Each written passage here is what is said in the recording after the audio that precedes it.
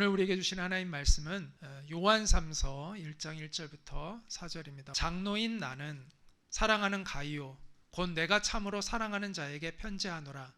사랑하는 자여, 내 영혼이 잘됨 같이 뇌가 범사에 잘되고 강건하기를 내가 간구하노라. 형제들이 와서 뇌게 있는 진리를 증언하되 뇌가 진리 안에서 행한다 하니 내가 심히 기뻐하노라. 내가 내 자녀들이 진리 안에서 행한다 함을 듣는 것보다 더 기쁜 일이 없도다. 이것은 살아계신 하나님의 말씀입니다. 아멘. 네, 오늘은 영혼이 잘된 가치라는 제목으로 말씀을 나누고자 합니다. 이 사람은 록펠러죠. 역사상 최고의 갑부로 꼽히는 그러한 사람입니다. 근데 이 사람에 대한 평가는 되게 엇갈리는 면이 많이 있어요. 거기다 또 음모론까지 이렇게 섞여가지고 막 이렇게 굉장히 많이 복잡한데, 어쨌든 그가 어떤 사람들은 그를 매우 잔혹한 사업가였다 이렇게 평가하기도 합니다. 또 어떤 사람들은 사회적 공헌을 많이 한 그런 훌륭한 기업가였다라고 평가하기도 합니다. 그만큼 그의 인생의 여정이 한마디로 말하기 어려운 굉장히 복잡다단했던 것 같습니다. 록펠러가 유대인이라는 그런 말이 있는데 실제는 그렇지 않고요. 이 사람은 독일계 사람이고요. 그 가문이 독일계 사람이고 침례교에 속한 기독교 집안에서 자랐습니다. 그래서 평생토록 신앙생활은 꾸준히 했던 사람이라고 합니다. 그런데 그가 형식적인 신앙에서 돌이키는 그런 계기가 있었다고 합니다. 록펠러는 승승장구하는 사업가였습니다. 33세가 되었을 때 당시에 순이익 100만 달러를 거두어 들이는 대기업의 기업가가 되었습니다. 43세에는 미국에서 가장 큰 회사를 운영하는 사업가가 되었고요. 53세에는 세계에서 제일 큰 부자가 되었습니다. 그럼에도 불구하고 그는 행복한 사람이 못 되었습니다. 그는 알로페시아라는 병에 걸렸는데 머리카락도 빠지고 눈썹도 빠지고 음식을 먹을 수 없어서 몸이 점점 말라서 죽어가는 그러한 병에 걸렸습니다. 어느 날 의사가 그에게 이렇게 얘기했습니다. 당신이 앞으로 1년 이상 살기 어려울 것 같다. 그 이야기를 듣고 록펠러는 그날 한숨도 잘 수 없었다고 합니다. 그 당시에 이미 엄청난 부자였기 때문에 매일매일 어마어마한 돈을 벌었지만 그는 제대로 자지도 못하고 먹지도 못하는 병에 시달리고 있었던 거죠. 그러면서 그는 갑자기 허무한 생각이 들었다고 합니다. 자신에게 있는 그 돈들이 아무 무의미하다라는 것을 느끼게 되었습니다. 그러면서 그는 밤새 뒤척이다가 침대에서 벌떡 일어나 이렇게 외쳤다고 합니다. 돈은 아무것도 아니다. 하나님이 모든 것이 되신다. 그리고 그는 모든 무릎을 꿇고 기도를 시작했습니다. 그 이후에 록펠러가 많이 변화가 되었다고 합니다. 형식적인 그런 신앙인에서 변화되어서 새로운 인생을 살게 되었는데요. 록펠러 재단을 설립을 해서 가난한 사람들을 치료하는 데 힘을 쓰고 병원도 세우고 학교도 짓고 또 교회에도 헌금을 많이 했습니다. 그리고 그가 회심한 이후로 그는 먹는 것도 잘 먹게 되고요. 또 잠도 아주 잘 자는 평안한 사람이 되었다고 합니다. 의사는 그가 55세를 넘어 살기가 어렵다고 말을 했지만 그는 98세까지 살았습니다. 또 한 사람의 이야기를 좀 들려주고자 하는데, 이분은 안산에 있는 제일 큰 교회를 담임하고 있는 김인중 목사님이라는 분입니다. 제가 이분이 인도하신 부흥회, 저도 굉장히 젊었을 때인데 한 20년 이상 된 것 같아요. 이렇게 이분의 그 부흥회를 들었었는데 되게 진솔하시더라고요. 진솔하고 굉장히 열정적인 그러한 목회자로 기억이 됩니다. 그분이 자신의 간증을 들려줬는데 그 간증이 되게 인상적이었어요. 이분이 중학교 때 너무 집이 가난하고 또 분위기도 엉망이어가지고 방황을 많이 했답니다. 그리고 집을 가출을 했습니다. 그래서 가출하니까 이제 뭐 할 수 없이 이제 막노동판에 가서 일을 했는데 몇 시간 동안 삽질만 했대요. 그랬더니 허리가 막 끊어지게 아프더라는 거예요. 그때 이런 생각이 들었어요. 사람이 이런 생각이 들었다고 합니다. 사람이 돈도 없고 백도 없고 실력도 없으면 정말 살기가 어렵겠구나. 내가 이렇게 살면은 내가 평생 그냥 삽질만 하다가 이렇게 죽겠구나라는 그런 생각을 하게 되면서 내가 이제부터 공부를 열심히 해야 되겠다라는 생각을 하게 됐대요. 그래서 그때부터 막노동 일을 하면서도 영어 학습서를 사가지고 그거를 쉬는 시간마다 계속 외우고 하면서 그 학습서를 통째로 외우고 그러면서 이제 공부를 열심히 하게 되었다고 합니다. 그래서 이제 중학교 때 워낙 방황을 많이 했기 때문에 고등학교는 이제 1년을 꿇어서 이제 재수를 해서 들어갔어요. 그리고 대학에서 열심히 공부했는데 또 대학을 떨어졌어요. 그래가지고 또 1년을 대학도 재수를 하게 됐는데 그때 교회 목사님이 새벽 기도를 하면 다음에 너 합격할 수 있다라는 말을 듣고 그때부터 이제 매일 새벽 기도를 빠지지 않고 다니게 되었다고 합니다. 그래서 그는 서울대학교 사범대학교에 이제 입학을 하게 되었습니다. 그리고 거기서 이제 기독교 동아리에 들어가게 되고 이제 거기서 이제 목사가 되기로 결심하고 대학을 졸업하고 이제 신학대학원에 가면서 이제 목사의 길로 접어들게 되었다고 합니다. 사람의 인생이 언제부터 변할까요? 한마디로 철드는 순간부터입니다. 여러분 그 철들다라는 뜻이 뭔지 아세요? 저도 그냥 막연하게 맨날 철들다 하다가 이번에 사전을 찾아봤어요. 철들다는 뜻이 뭐냐면 사리를 분별하여 판단하는 힘이 생기다 이런 뜻이더라고요. 철들다가 이 철이요 한자가 아니에요. 순수 우리말이에요. 그 철이 바뀐다 할 때는 계절을 바뀌기, 시기를 바뀐다는 그런 의미도 있지만 어떤 판단력이라는 이것도 철이라는 이 단어에 들어간다 그러더라고요.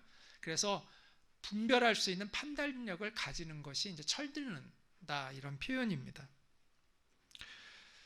바른 생각, 바른 가치관을 갖게 되는 것을 이제 의미하는 것이죠. 우리 인생에 무엇이 정말 중요한가를 깨닫게 되는 것, 철드는 거죠. 여러분 철 드셨나요? 진정한 그리스도인은 영적으로 철이 들어야 된다고 생각을 합니다. 자, 우리가 영적으로 철이 든다는 게 뭘까요? 인간이라는 존재가 영적인 존재라는 걸 깨닫는 것입니다. 그리고 하나님이 살아계시고 하나님에게 구원이 있고 또한 하나님에게 심판이 있다는 것을 깨닫는 것이 영적으로 철이 드는 것입니다. 그렇기 때문에 우리는 일반 사람들이 가지고 있는 축복관과는 다른 축복관을 가지고 살아가게 됩니다. 그것은 바로 영혼의 잘됨을 가장 큰 축복으로 여기게 되는 거예요. 이게 영적으로 철이 드는 거예요. 내 영혼이 잘 되는 것이 가장 큰 축복이라는 것을 깨닫는 것, 이것이 우리가 영적으로 철드는 것이라고 이야기할 수 있습니다. 아무리 돈을 많이 벌고 몸이 건강해도 영혼이 망가지면 소용이 없다는 것을 깨닫는 것이죠. 세상의 모든 것을 누린다 하더라도 하나님이 주시는 그 영생이 없다면 아무것도 아니라는 것을 깨닫는 것이죠. 이처럼 영혼이 잘 되는 것이 진짜 복이라는 것을 깨닫는 것, 이게 영적으로 철이 드는 것이다 라고 말할 수 있습니다. 그런데 교회는 오래 다니는데 영적으로 철들지 않는 사람들이 많이 있어요. 그들은 영혼에 잘 되면 관심이 크게 없고요, 세상에서 잘 되는 것에 계속 몰두해요. 그것에만. 그러니까 하나님의 말씀이 귀에 안 들어와요. 잘 깨달아지지 않아요. 그리고 기도하는 기쁨도 잘 몰라요. 영적으로요 철들지 않으면요 기도가요 어려워요. 왜냐하면 기도는요 응답이 되어야 재밌잖아요. 그런데 우리가 육신의 욕심을 따라서 기도하면 기도 응답이 거의 없어요. 그게 재미가 없어요.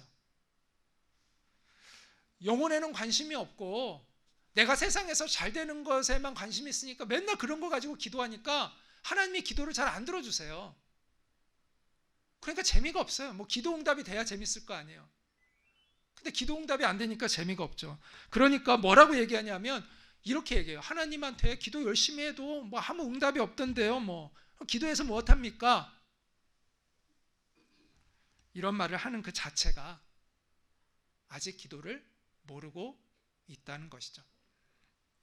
기도는요, 막 하나님 앞에 억지로 떼써가지고 뭘 얻어내는 것이 기도가 아닙니다. 근데 그렇게 착각하는 사람들이 많이 있어요. 기도는요, 하나님과의 친밀하고 인격적인 대화이죠. 부모가 자식들이 원하는 뭐 장난감, 이렇게 발음이 안 돼가지고 부모들이 원하는 장난감 사주기 위해서 존재하는 게 아니잖아요. 뭐 애들이 원하는 옷 사주기 위해서 부모가 존재하는 게 아니잖아요. 물론 뭐 필요하면 사주지만 그러기 위해서 부모가 존재하는 게 아니잖아요. 마찬가지로 하나님도 우리가 기도한 대로 응답해 주시기 위해서 존재하는 분이 아니에요. 아이들이 부모와 대화하는 게 고작 뭐 이거 사주세요, 저거 사주세요, 막 그거 떼쓰는 그런 대화로 해가지고 어떻게 부모와 건강한 인격적인 사랑의 관계를 맺을 수가 있겠습니까? 부모가 자식과 대화하는 것은 그 친밀한 인격적인 관계를 맺기 위해서 하는 거잖아요. 사랑의 관계를 갖기 위해서 하는 거잖아요. 마찬가지로 우리가 기도하는 이유도 주님과 친밀하고 영적인 사귐을 갖기 위해서 기도하는 거죠. 그리고 그럴 때 우리의 영혼이 성장하는 것을 느끼게 되는 것이죠. 그러므로 우리는 육신의 잘됨을 위하여 기도하기 이전에 영혼의 잘됨을 위해서 먼저 기도해야 합니다. 저는 영혼의 잘됨을 위해서 기도하는 사람치고 기도의 응답을 받지 못하는 사람을 본 적이 없습니다. 자식이요, 부모에게 저 책 좀 사주세요 하면 부모들이 기뻐가지고 사줍니다. 그런데 게임기 좀 사주세요 그러면 일단 잘 안 사줍니다. 시간을 일단 끌고 여러 번 간을 보죠. 마찬가지예요. 하나님이 들어주시기를 기뻐하는 기도가 있고요, 하나님이 망설이시는 기도가 있어요. 여러분은 하나님이 기뻐하시는 기도를 하고 있나요? 주님이 들어주시기를 원하는 기도는 영혼이 잘됨을 위하여 기도하는 거예요. 그래서 그 기도를 하면 하나님이 기뻐하시고 응답을 잘해주세요. 그런데 세상 것을 구하면 하나님이 많이 망설이세요. 왜냐하면 잘못하면 그 영혼이 망가지거든요. 영혼이 잘 된다는 것의 본질은 무엇입니까? 본문을 보면 영혼이 잘 된다는 것은 진리 안에서 행하는 것이라는 것을 알 수 있습니다. 요한 3서는 누가 썼죠? 요한이 썼죠. 사도 요한이 썼어요. 그래서 요한이 쓴 세 번째 편지라는 뜻이죠. 그래서 요한 1서, 2서, 3서인데 요한이 쓴 편지들이 남아있는 게 1서가 있고 2서, 두 번째 편지, 세 번째 편지가 있는데 이 세 번째 편지는 누구에게 썼냐면 거기 나온 대로 사랑하는 제자 가이오라는 제자에게 쓴 거예요. 사도 요한은 2절에서 그 제자 가이오의 영혼이 잘 되어 있다라고 고백합니다. 너의 영혼이 잘된 같이, 이렇게 얘기해요. 내 영혼이 지금 잘 되어 있는 것 같이, 이렇게 이야기를 합니다. 자, 그러면서 3절에서 뭐라고 말을 하냐 하면은 네가 진리 안에서 행한다 하니 내가 심히 기뻐하노라.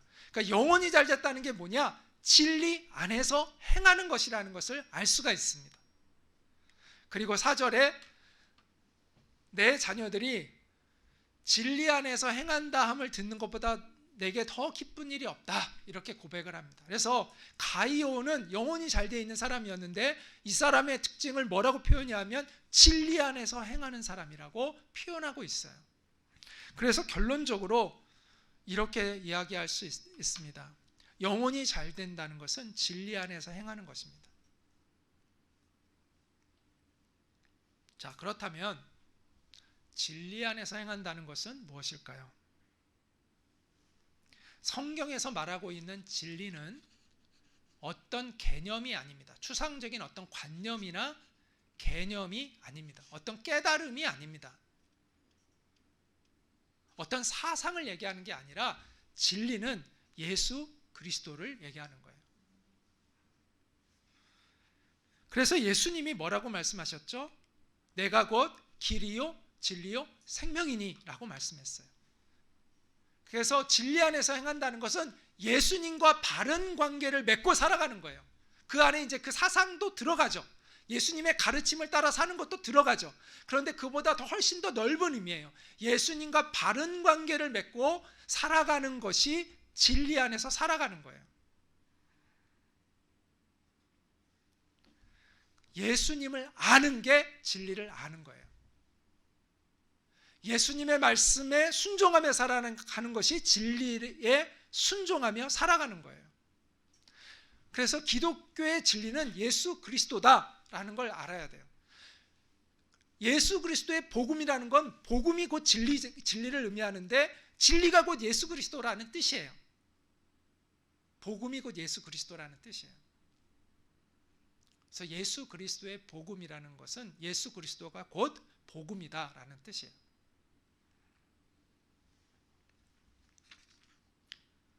여러분의 영혼은 그런 의미에서 얼마나 잘 되어 있습니까?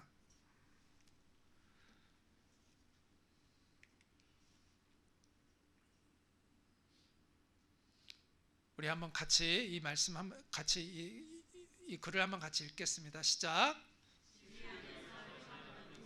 예수님이 삶의 주인이 되심으로 예수님의 가르침에 순종하며 사는 것을 의미한다. 네, 이렇게 이제 말씀을 드렸습니다.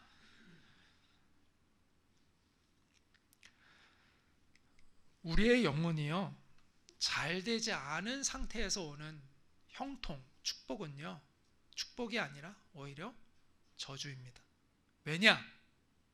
하나님 없이도 살 수 있다는 착각과 교만을 가져오기 때문입니다. 그래서 하나님이 버리신 사람의 가장 뚜렷한 특징이 뭐냐? 하나님 없이 형통하는 것입니다. 그들의 미래는 그야말로 처참한 것이죠.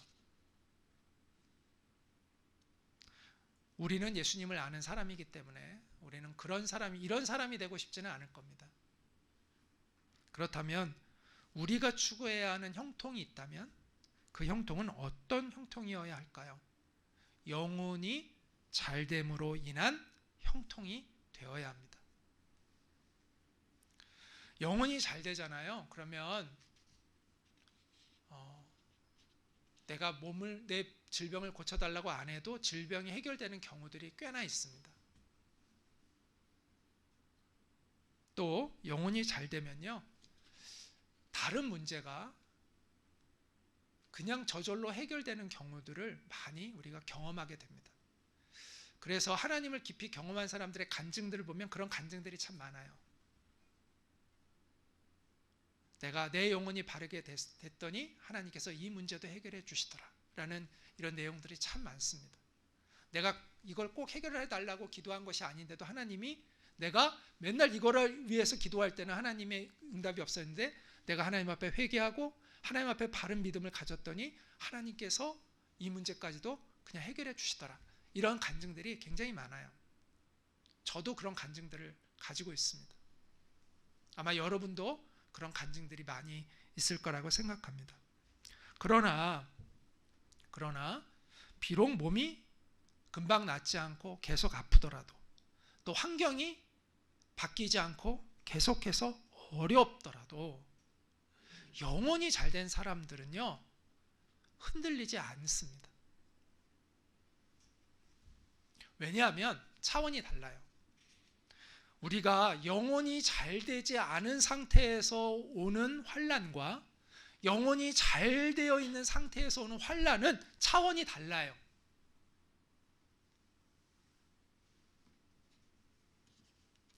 영혼이 잘 된 사람이 한동안 고생하는 것과 영혼이 잘 되지 않은 사람이 한동안 고생하는 그 고생의 내용이나 질은 완전히 달라요. 그래서 영혼이 잘 되어 있지 않으면요, 조그만 어려움이 와도 무너져요. 사람은 절망하게 되고. 그러나 영혼이 잘 되어 있잖아요. 그러면 큰 고난이 와도 그것을 이겨나갈 수 있는 힘이 있고 오히려 소망이 생겨요. 희한하죠. 오히려 소망이 생겨요. 그 어려움에 닥치면 남들 같으면 절망할 일에 오히려 그는 소망을 발견해요. 왜냐하면 하나님께서 나와 함께 하시고 이 과정 속에 하나님의 선하신 뜻이 있다는 걸 알게 되기 때문이에요. 고난은 사실 해석의 문제이거든요. 우리가 그 고난을 어떻게 해석하느냐에 따라서 완전히 다른 태도로 우리는 그 문제를 직면하게 돼요. 제가 이제 미국에 유학 갔을 때 미국 조지아에서 한 1년 6개월을 같이 있었어요. 아내와 함께. 그래서 이제 한인교회에서 제가 열심히 이제 청년들을 이렇게 밥 먹여주고 잘 섬기고 하면서 제가 교회 생활을 참 열심히 했는데 거기에 그때 그 당시에 이제 그 조지아 대학교의 교수로 있는 송 집사님이라는 분이 학생들을 데려다가 이렇게 막 성경 공부를 많이 가르치셨는데 저도 이제 그때 거기서 성경 공부를 했어요.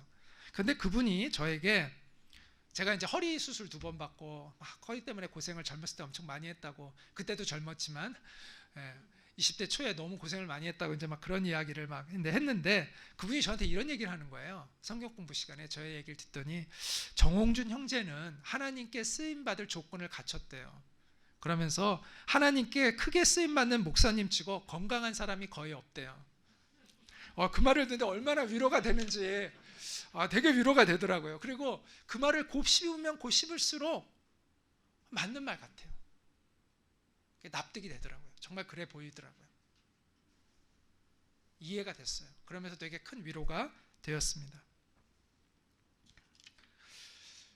그래서 우리가 영혼이 잘된 사람에게 오는 그 축복은요, 흔히 뭐라고 얘기하냐면 변장된 축복이라고 표현합니다. 변장된 축복. 다시 말해서 고난이라는 것으로 변장해서 왔는데 실제는 축복이라는 거예요.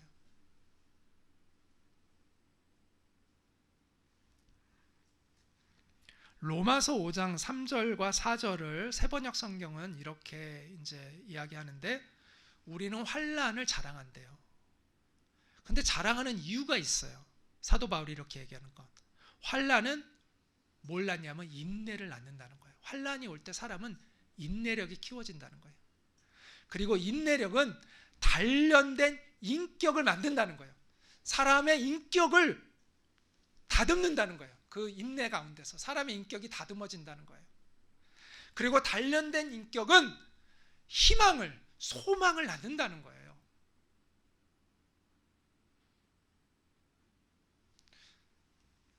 제가 전에 이 내용 가지고 설교를 한 적도 있어요. 로마서 설교하면서 제가 그때 이런 이야기도 했어요. 우리가 인격이 환난으로 인하여 인격이 단련되기 전에 소망과 환난 이후에 인격이 단련되어진 후에 갖게 된 소망은 다르다는 거예요.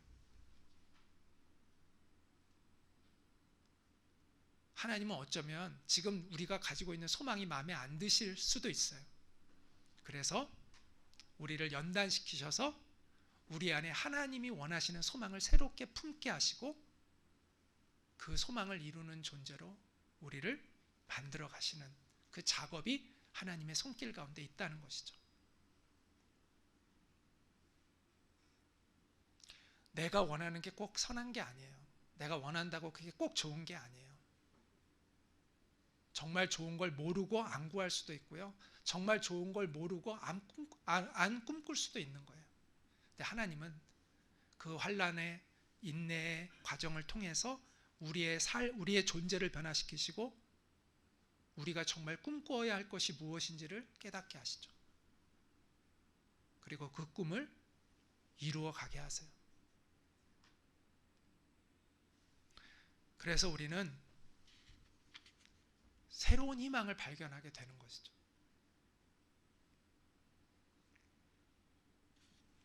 지금 여러분이 어려운 상황 가운데 있습니까? 여러분의 영혼이 진리 안에 있으면 안심하시기 바랍니다. 그 여러분 망하게 하는 고난이 아닙니다. 여러분을 세우는 고난입니다. 그 고난은요, 변장하고 찾아오는 축복입니다. 주님을 붙들고 그 고난을 통과하십시오. 그러면 여러분의 인생을 향하신 하나님의 아주 아름다우신 계획이 보이기 시작할 것입니다.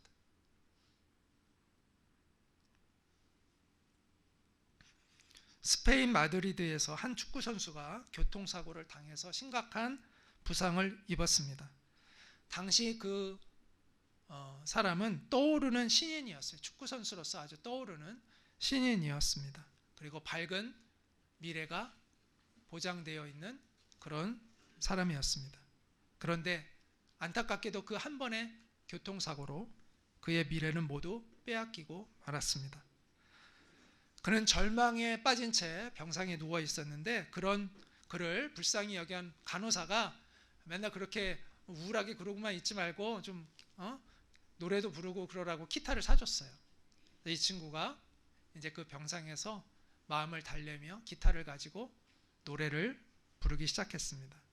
그것이 계기가 되어 그는 스페인 최고의 가수가 되었는데요. 훌리오 이글레시아스가 탄생하게 된 거죠. 그는 이런 고백을 했다고 합니다. 사고 후 병원에서 절망하고 있었던 1년 6개월은 사실 저에게 축복의 터널이었습니다. 우리가 절망이라고 여기고 저주라고 여기던 것들이 축복으로 변화될 수 있어요. 이분은 강용우 박사라는 분인데 이제 돌아가셨죠. 지금은. 근데 2001년부터 2009년까지 그 아들 부시 때 미국의 국가장애위원회에서 정책 차관보를 맡았던 분인데 한국인 중에서 가장 높은 고위직 공무원에 오른 분인데 이분은 두 눈을 다 실명한 분이에요. 어렸을 때 축구공에 눈이 맞아가지고 두 눈을 다 잃었습니다. 부모도 다 잃고 모든 그 형제들이 다 뿔뿔이 흩어졌고 이분은 이제 그 장애인 학교에 기숙사에 이제 들어가서 생활을 하게 되었는데 이분이 연세대학교를 졸업하고 미국으로 유학 가서 교육학 박사를 받고 그리고 고위 공무원이 되었는데요.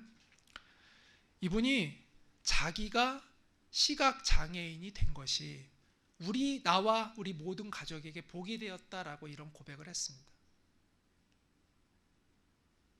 자기가 이런 미국에서 한국인으로서 제일 높은 고위직에 오른 것도 자기가 시각 장애인이었기 때문이다 라고 이야기를 했고요. 자기 와이프가 특수교사가 되고 사람들로부터 존경받는 그러한 아내 또 어머니 이런 상을 받고 하는 것도 자기가 시각 장애인이었기 때문이다. 우리 큰아들이 훌륭한 변호사가 되었고 우리 둘째 아들이 아주 유능한 안과 의사가 된 것도 내가 시각 장애인이었기 때문이다 라고 이야기를 했습니다. 고난과 저주처럼 여겨지는 일들이요 오히려 축복일 수 있습니다. 저는 영혼이 잘된 사람에게 오는 고난은 다 축복이라고 생각합니다. 결과적으로 하나님 앞에서 영혼이 바로 서 있는 사람의 인생에 찾아오는 그 모든 어려움과 고난은 변장하고 찾아오는 축복입니다. 왜냐? 하나님의 계획은 언제나 선하시기 때문입니다. 심지어 내 잘못으로 인한 고난이라 할지라도 그것 때문에 내가 하나님 앞에서 내 영혼을 바르게 세울 수만 있다면 그것도 축복이 될 수 있습니다. 내 영혼이 잘 되어 있는 상태에서 오는 고난은 말할 것도 없고 심지어 내가 잘못해서 받는 고난이라 할지라도 내가 그것을 계기로 하나님 앞에 바로 서면 그 고난조차도 하나님의 축복으로 얼마든지 변화될 수 있습니다. 그러므로 우리는 믿음의 눈을 가지고 우리의 상황들을 바라보아야 합니다. 우리의 인생을 향하신 하나님의 그 선하신 뜻을 우리는 굳게 믿고 나아가야 하는 것이죠. 그래서 감사할 수 없을 때 감사해야 합니다. 찬양할 수 없을 때 찬양하고 기뻐할 수 없을 때 기뻐해야 합니다. 그게 믿음의 고백이죠.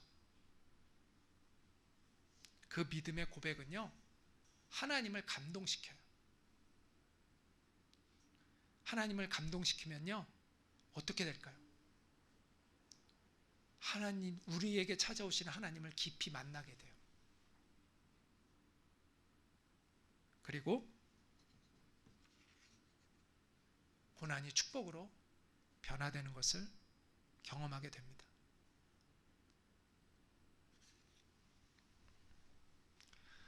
하나님의 진리는 우리의 인생을 푸는 열쇠입니다.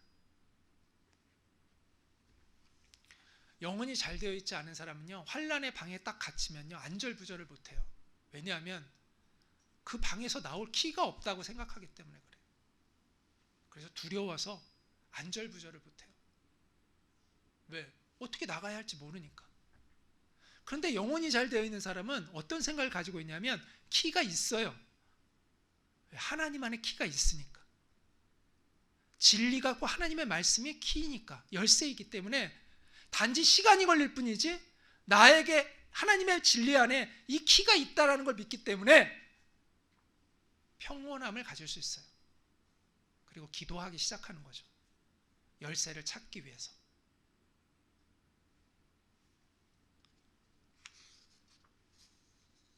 그래서 영혼이 잘된 사람들은 고난이 올 때 하나님 왜 내게 이런 고난을 줍니까? 라고 불평하고 원망하지 않아요. 대신 이런 질문을 하죠. 하나님, 나에게 지금 무엇을 말씀하고 싶어 하십니까? 이 과정을 통해서 하나님, 내게 무엇을 알려주고 싶어 하십니까? 그리고 조용히 하나님의 마음을 받기 위해 기도의 자리에 있는 거죠. 그러면 하나님이 알려주세요. 하나님이 말씀해 주세요. 여러 가지 과정을 통해서 말씀해 주세요. 그 말씀이 열쇠인 거예요. 그 열쇠로 그 문을 열고 나오면 되는 거예요. 그것을 경험했던 시편 기자는 이런 고백을 합니다. 뭐라고 고백하냐면 시편 119편은 하나님의 말씀에 대한 내용을 가지고 쭉 다 이렇게 쓰고 있는데요. 거기 이런 내용이 나옵니다. 주님의 의는 영원하고 주님의 법은 진실합니다. 재난과 고통이 내게 닥쳐도 주님의 계명은 내 기쁨입니다. 주님의 증거는 언제나 의로우시니 그것으로 나를 깨우쳐 주시고 이 몸이 활력을 얻게 해 주십시오. 온 마음을 다하여 부르짖으니 주님 나에게 응답하여 주십시오. 내가 주님의 율례들을 굳게 지키겠습니다.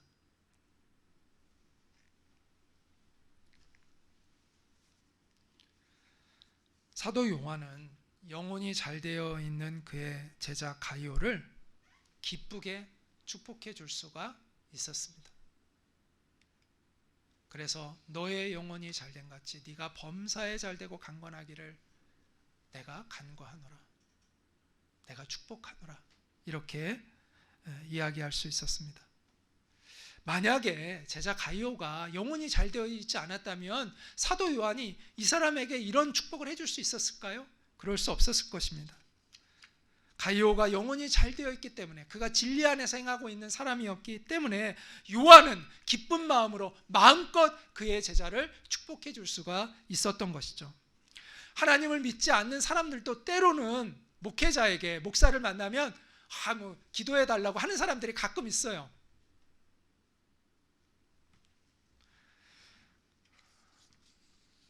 그런데 목사는요, 영혼이 잘 되어 있는 사람만 사실 축복해 줄 수가 있어요. 하나님을 정말 경외하는 사람만 축복해 줄 수가 있어요. 진리 안에서 행하는 사람만 축복해 줄 수가 있어요.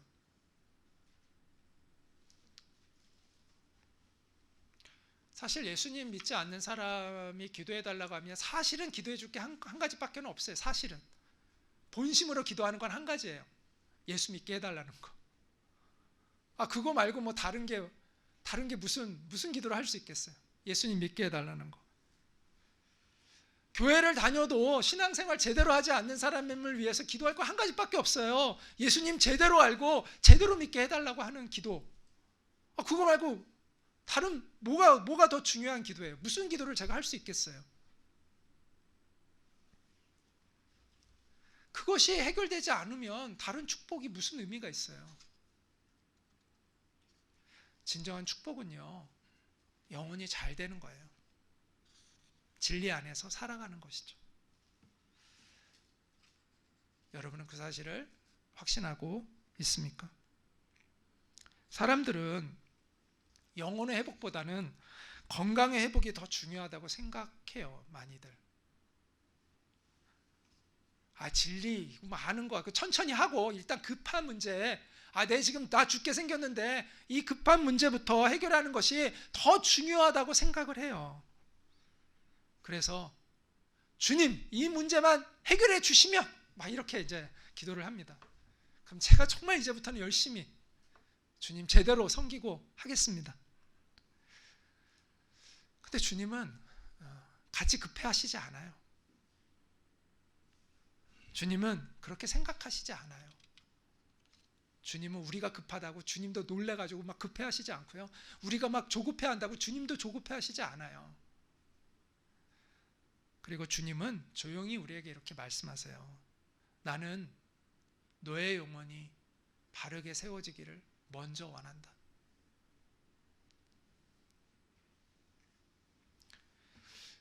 우리에게 정말 언제나 진리의 문제는요, 언제나 가장 긴급하고 중요한 문제라고 저는 생각해요. 언제나. 이거보다 더 긴급하고 중요한 문제는 없어요. 그건 그렇게 착각하는 것이지.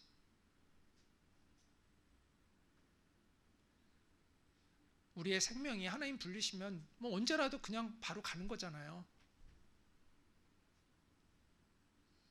그래서 진리의 문제, 영혼의 문제는요, 언제나 가장 긴급하고 가장 중요한 문제예요.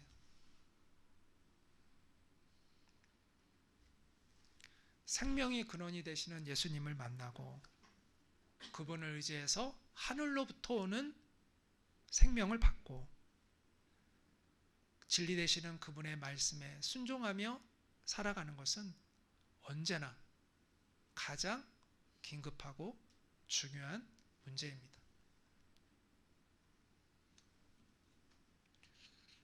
여러분의 영혼은 잘 되어 있습니까? 그럼 저도 여러분을 기쁨으로 마음껏 축복할 수 있을 것 같아요. 이렇게 여러분의 영혼이 잘된 같이 여러분이 범사에 잘되고 강건하기를 축복합니다.